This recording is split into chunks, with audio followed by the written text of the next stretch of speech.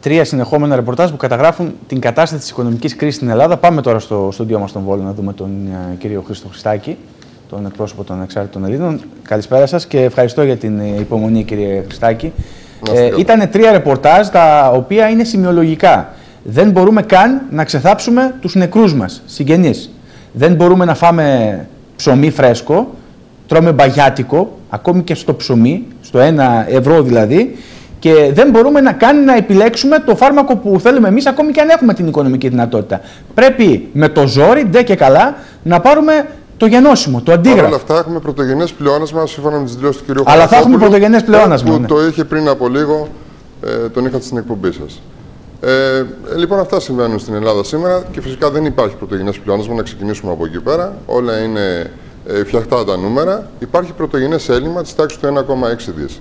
Δεν μπορεί να μιλάμε για πρωτογενές πλεόνασμα όταν χρωστάμε τα επιδόματα στους πολίτικνους, όταν χρωστάμε στο ΝΕΟΠΗ, όταν χρωστάμε επιστροφή φόρων όπως στους αγρότες, πάλι που το αναφέρατε με τον κύριο Χαρακόπουλο, όταν γενικά στα έξοδα δεν βάζουμε τα χρέη μας προς τρίτους, τότε το πλεόνασμα είναι πλασματικό και υπάρχει πρωτογενές έλλειμμα.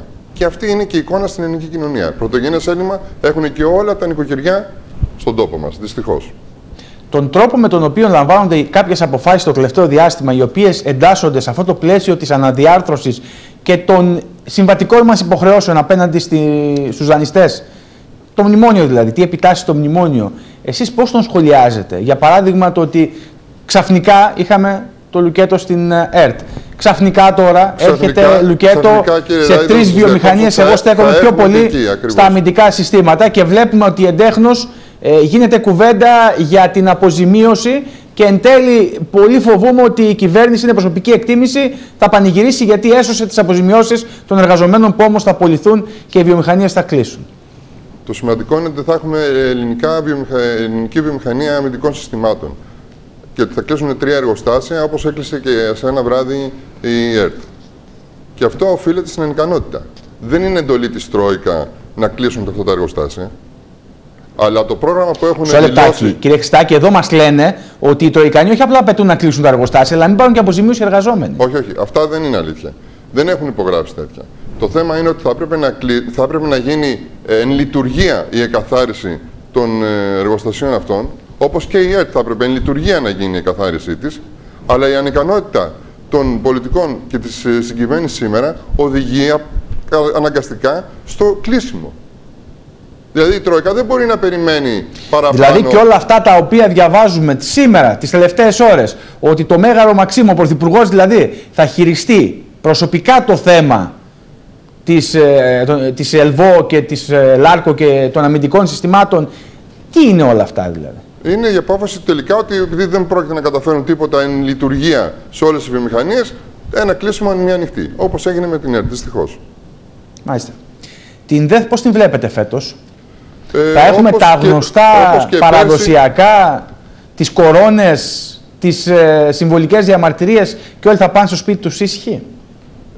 Ο κόσμος δεν ξέρω τι θα κάνει. Σίγουρα ξέρω όμως τι θα κάνουν οι πολιτικοί.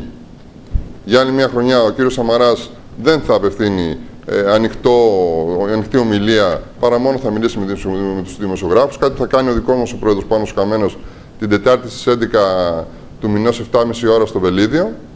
Θα μιλήσει μόνο με δημοσιογράφους. Ήδη άρχισαν οι παροχολογίες του τύπου θα καλύψουμε τις ασθενέστερες τάξεις των χαμηλοσυνταξιούχων επειδή δήθεν έχουμε πρωτογενές πλεόνασμα. Δεν ισχύει τίποτα τέτοιο. Δεν θα γίνει κάτι τέτοιο, να είναι σίγουρος ο ελληνικός λαός.